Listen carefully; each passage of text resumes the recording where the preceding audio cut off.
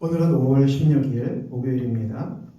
하박국 1장 12절 선지자가 이르되 여호와 나의 하나님 나의 거룩한 이시여 주께서는 만세 전부터 계시지 아니하시나이까 우리가 사망에 이르지 아니하리이다.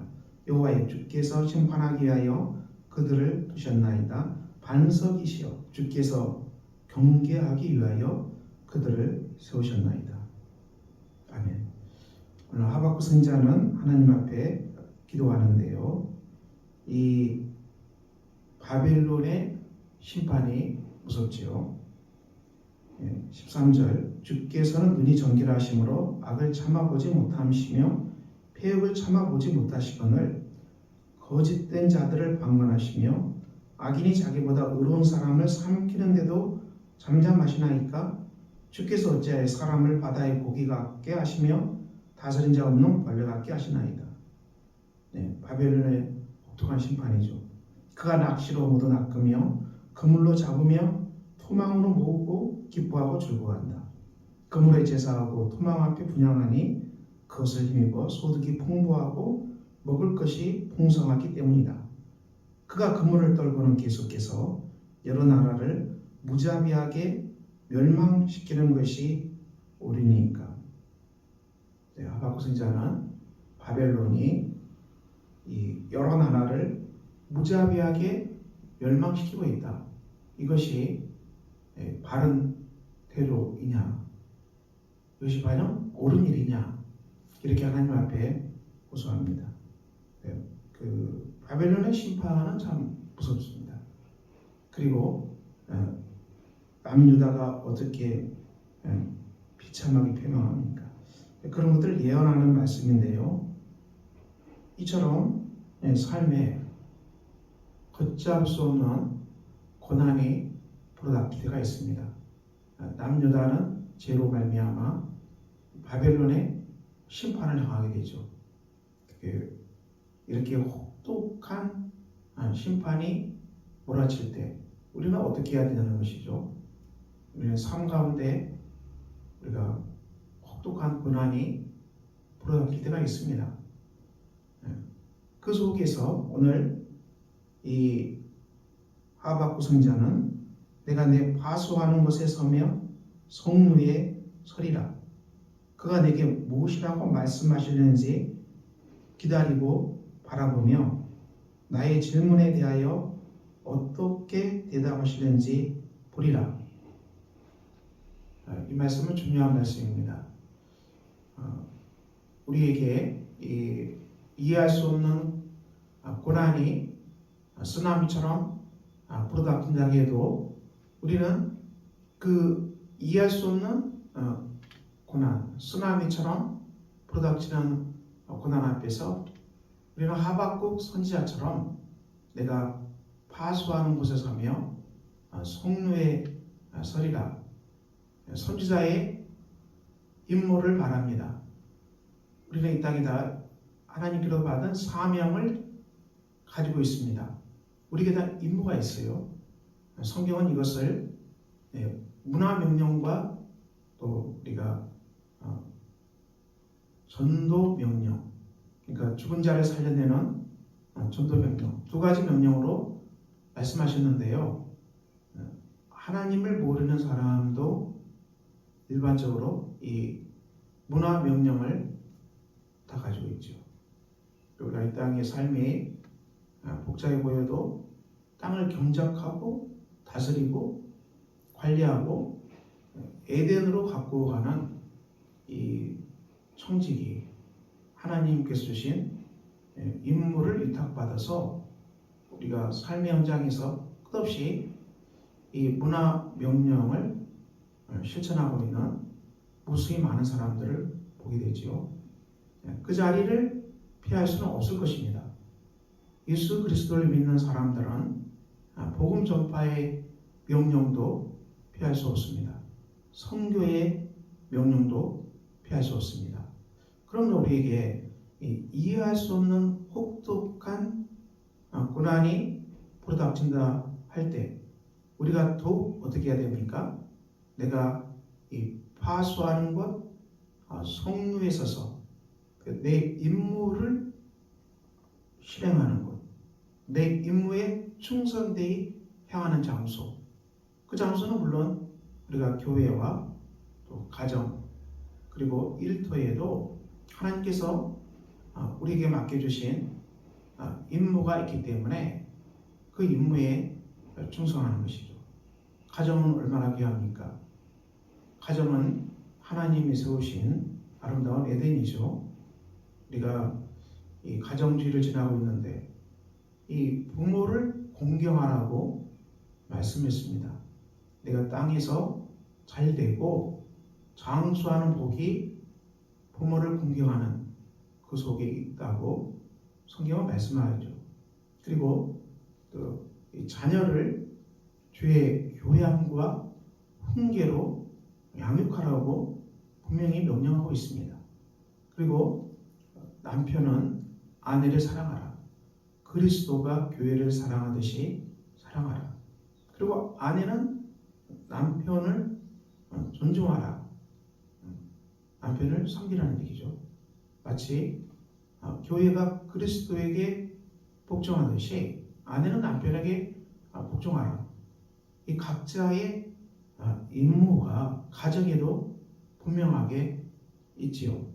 그러므로 우리가 삶에 이해할 수 없는 고난이 쓰나미처럼 들이닥칠 때 우리가 낙심하거나 또 절망하거나 쓰러지지 말고 이 하박국 선지자처럼 우리가 화수하는 곳에 서며 성루에 더욱 굳건하게 서는 것입니다.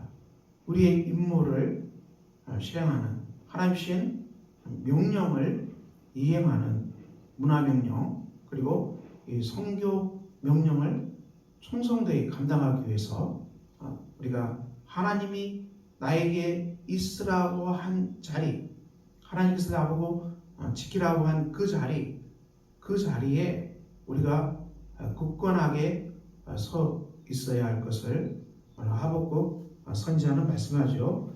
우리가 다니엘서 6장에 봐도 이 다니엘이 이 이방 땅에서 이 다른 이방 사람들의 그 관료들의 모함을 받고 이들이 함정을 만들었지 않습니까?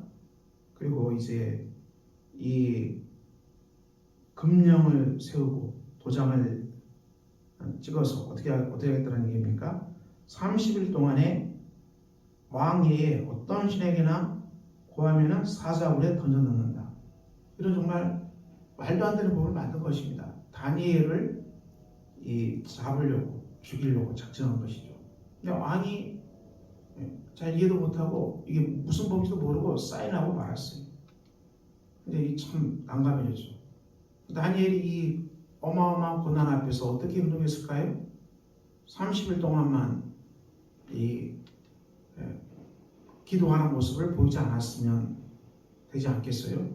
다니엘은 그렇게 하지 않았어요. 똑같이 다니엘은 이 하나님 앞에서 기도했어요. 똑같이 예루살렘으로 향한 창문을 열고 전에 하던 대로 하루 3번씩 무릎을 꿇고 기도하며 그의 하나님께 감사하였더라. 이 모든 것을 알고도 다니엘은 자기가 하나님께 기도하는 그 자리를 포기하지 않고 창문을 열고 답을 하는 얘기죠.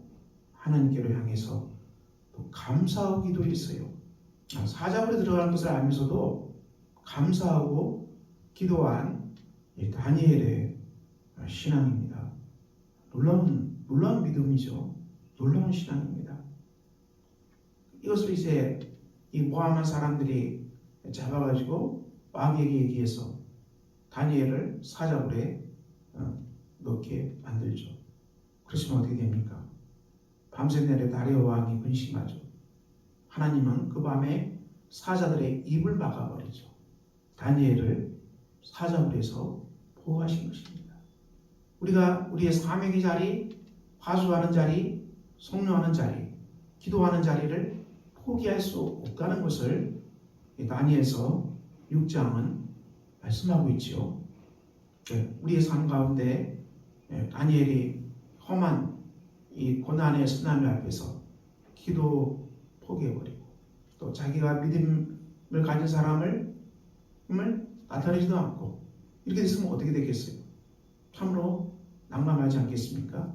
그렇지만 다니엘은 예전에 하던 그대로 행해서 하나님의 보호하심을 받았습니다. 그리고 그들을 모함한 자들이 이 사자굴에 들어가서 다 죽고 말았어요. 놀라운 하나님의 구원의 역사이지요. 오늘 이 하박국 1장 12절 말씀, 이 고난이 쓰나미처럼 밀려닥칠 때 어떻게 해야 되냐? 이해할 수 없는 고난이 정말 쓰나미처럼 밀려닥칠 때 우리는 어떻게 해야 됩니까? 하박국 선지자가 내가 화수하는 데에 서고 성류에 서서 하나님께서 내게 뭐라고 말씀하시는지 내가 기다리고 바라보겠다. 우리가 이 믿음으로 하나님께 나아갑시다. 저와 여러분이 세워져 있는 삶의 자리, 하나님 우리를 화수하는 자리, 성료하는 자리로 세워주신데 그곳에서 우리가 충실히 하나님의 임무를 감당하는 복된 사람들로 살아갑시다. 그래서 우리가 서 있는 현장 속에서 반드시 하나님의 구원을 맛보고 누리는 복된 하루가 되시기를 예수 그리스도의 이름으로 축원합니다. 기도하겠습니다. 아버지 하나님, 오늘 하박국 선지자가 이해할 수 없는 정말 폭풍처럼 밀어닥치는 고난 앞에서 파수하는 것을 성루에 서서 하나님의 응답을 기다렸습니다. 우리도 삶에 이해할 수 없는 고난 앞에서 무너지지 않게 하시고 하나님이 우리에게 세워주신 파수하는 것, 하나님의 성교의 명령, 문화 명령을 수행하는 그 임무를 붙잡고 기도함으로 말미암아 우리가 하나님의 풍성한 응답을 체험하는 복된 우리가 되게 하여 주시옵소서. 예수 그리스도의 이름으로 기도합니다. 아멘. 하늘에 계신 우리 아버지, 아버지의 이름을 거룩하게 하시며 아버지의 나라가 오게 하시며 아버지의 뜻이 하늘에서와 같이 땅에서도 이루어지게 하소서.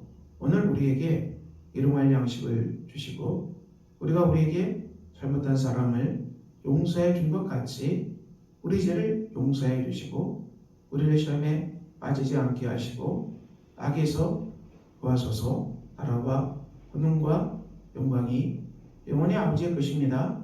아멘.